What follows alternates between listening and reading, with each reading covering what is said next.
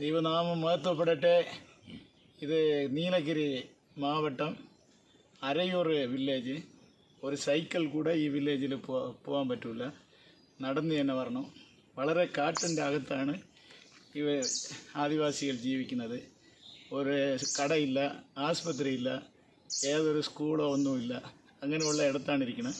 ഇപ്പം അവിടുത്തെ ഏരിയ പോയി ദൈവവേല കഴിഞ്ഞ് ഇപ്പോൾ ഞങ്ങൾ ഇങ്ങനെ വന്നിട്ടിരിക്കുന്നത്. ഈ വില്ലേജിന് വേണ്ടി നിങ്ങളെല്ലാവരും പ്രാർത്ഥിക്കണം.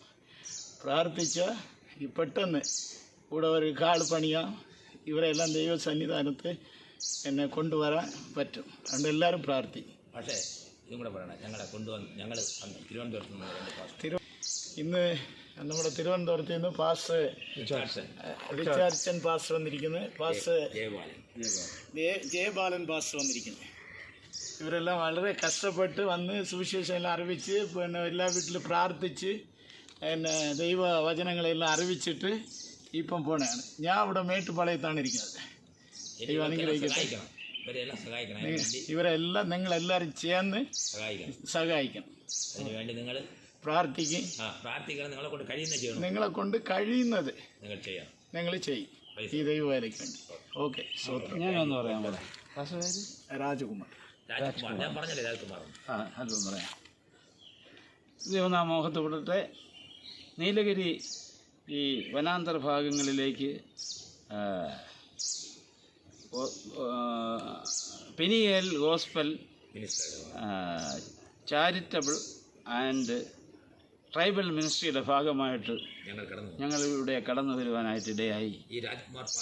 ഈ രാജ്കുമാർ പാസ്റ്ററുടെ നേതൃത്വത്തിൽ ഞങ്ങൾ ഈ ആദിവാസി ഊരുകളിലൊക്കെ അഗാധ ഗർത്തങ്ങളും ദുർഘടങ്ങളുമായ ഈ പ്രദേശങ്ങളിലേക്ക് ഞങ്ങൾ ഇറങ്ങിച്ചെന്ന് അവരുടെ കഷ്ടതകളെല്ലാം കാണുകയും അവരോടൊപ്പം സഹകരിക്കുകയും, വെള്ളം, ആഹാരം, ഇവയൊന്നും, വസ്ത്രം, ഇതൊന്നും, ശരിക്കുള്ള പാർപ്പിടം, ഇതൊന്നും ഇല്ലാതെ കഷ്ടപ്പെടുന്ന ഒരു വിഭാഗം ആദിവാസി കുടുംബങ്ങളാണ് ഇതിനകത്ത് താമസിക്കുന്നത്.